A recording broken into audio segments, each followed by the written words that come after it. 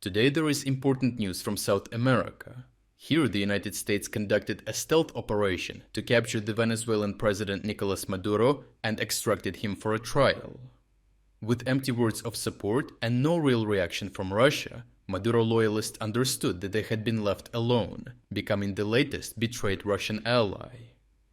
On January 3, 2026, US forces carried out a rapid precision snatch and grab operation in Venezuela, overrunning key defenses and capturing Nicolas Maduro and his wife, Cilia Flores.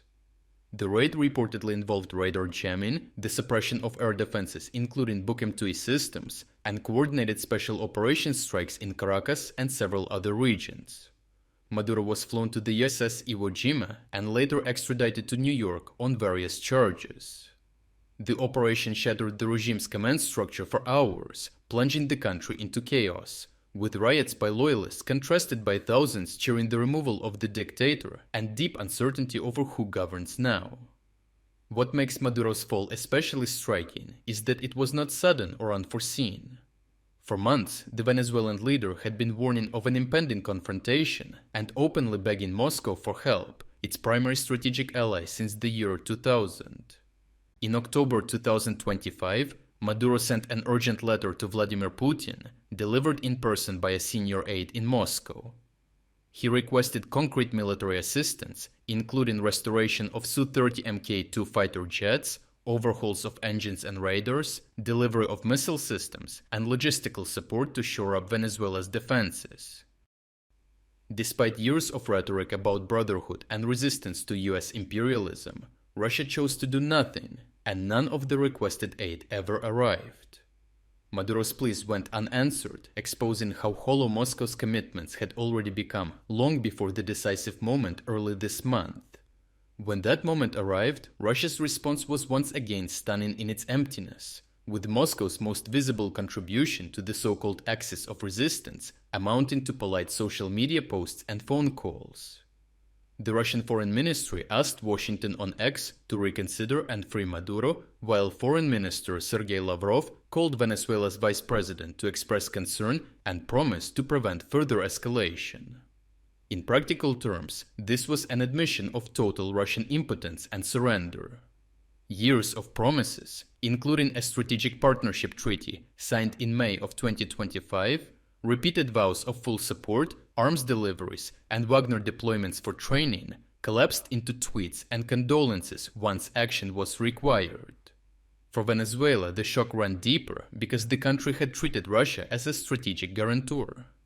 Maduro believed Moscow's presence would deter direct US intervention, leveraging its status as a nuclear power and improved relations with US leadership to provide a shield for Maduro against sanctions and kinetic pressure. That assumption has now been destroyed, as Russia's failure to act was not the result of caution or diplomacy, but of incapacity and abandonment. Consumed by the war in Ukraine, economically strained and militarily overstretched, Moscow simply cannot project power into the Caribbean or defend distant allies. When pressure intensified through naval interdictions and sanctions enforcement, Venezuela was left completely exposed, and Russian shadow fleet tankers that could have provided a lifeline to Maduro simply turned back around. This is not an isolated collapse, but part of a broader pattern in how Russia treats its so-called allies. In Syria, Russia failed to uphold its security guarantees as Israeli strikes continued unchecked and rebel forces gained momentum, ultimately leaving Bashar al-Assad with no option but exile. In Armenia, Moscow stood aside as its ally lost territory, and Russian peacekeeping forces proved meaningless against several major Azerbaijani offensives. Iran receives weapons and rhetoric, but no real strategic shield when confronted directly, which has caused the country huge losses in its 12-day war against Israel. Now Venezuela joins this list, with its leader captured, while Russia watches from afar. Each case reinforces the same conclusion. Russian alliances are loud in words but empty in deeds. Overall, the fall of Maduro resonates far beyond Caracas, as it signals to partners worldwide that Russian protection is unreliable precisely when it matters most. With Venezuela effectively abandoned, Moscow loses credibility not only with its remaining allies, but around the globe as a whole. Countries in South America watching these events unfold now have a clear example before their eyes.